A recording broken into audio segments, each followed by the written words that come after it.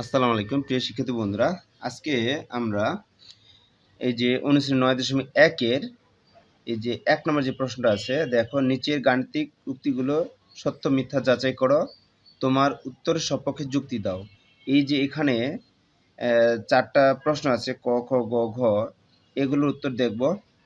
তো প্রথম যে প্রশ্ন করা হয়েছে দেখো ক, tan a এর মান সর্বদা 1 এর চেয়ে কম।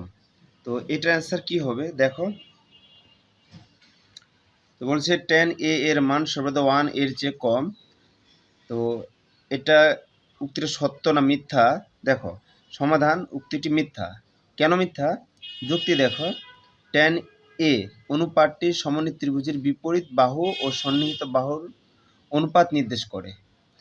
তো এখানে দেখো এটা বলছে tan a অনুপাতটি, এই যে tan a অনুপাতটি সমনিত ত্রিভুজের বিপরীত বাহু ও সন্নিহিত বাহুর অনুপাত নির্দেশ করে। অর্থাৎ এই যে এটা যদি একটা সমকোণী ত্রিভুজ হয়, তাহলে এখানে যদি এ হয়, এখানে বি ধরে নাও, এখানে সি, তাহলে এটা হলো এ কোণ, এই কোণের বিপরীত বাহু আর সন্নিহিত বাহু হলো এটা নির্দেশ করে। কারণ আমরা জানি যে এই যে tan এর সমান কি, টেরা লম্বাভূত, অর্থাৎ কি লম্ব ভাগ কি ভূমি, অর্থাৎ বিপরীত বাহু ভাগ সন্নিহিত বাহু। এটা এ কোণের বিপরীত বাহু হলো এটা, এই বাহুটা ভাগ হলো সন্নিহিত বাহু, এই যে এটা tan এ সমান। যদি আমরা এখানে tan a আছে, অর্থাৎ এ কোণের কথা বলা হয়েছে, এটা tan এর সাপেক্ষে বলা হচ্ছে যে এটা বিপরীত বাহু আর এটা হলো সন্নিহিত বাহু।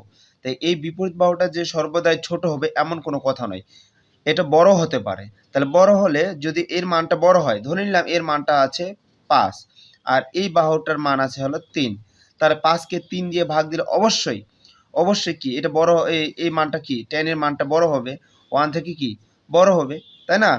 তো সুতরাং এই কথাটা মিথ্যা। এই জন্য এই কথা বলা হয়েছে tan a অনুপাতটি সমনিত ত্রিভুজের বিপরীত বাহু ও সন্নিহিত বাহুর অনুপাত নির্দেশ করে। বিপরীত বাহু ও সন্নিহিত বাহুর অপেক্ষা সর্বদা ছোট হবে না। বলছি বিপরীত বাহু সন্নিহিত বাহু অপেক্ষা সর্বদা ছোট হবে না, অতএব tan a এর মান সর্বদা 1 এর চেয়ে কম হতে পারে না। আশা করি তোমরা এটা বুঝতে পারছো।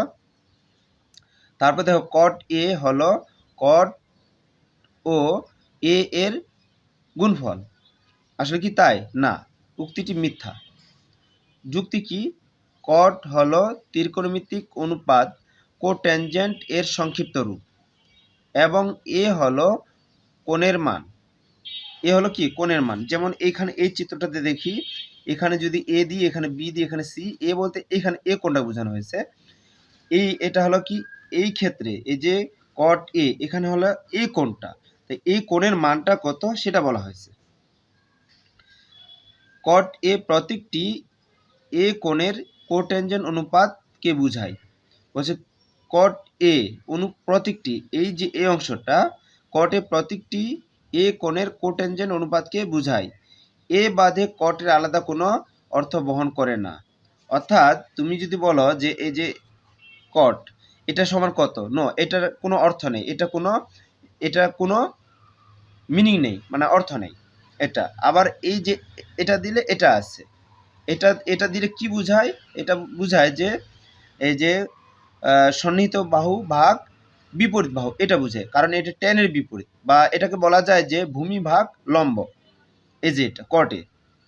আর শুধু এই যে কট লিখলে এটা কোনো অর্থ বহন করে না, এটা লেখা যাবে না এইভাবে। গ দেখো, এ এর কোন একটি মানের জন্য sec a সমান এত, অর্থাৎ 5/12।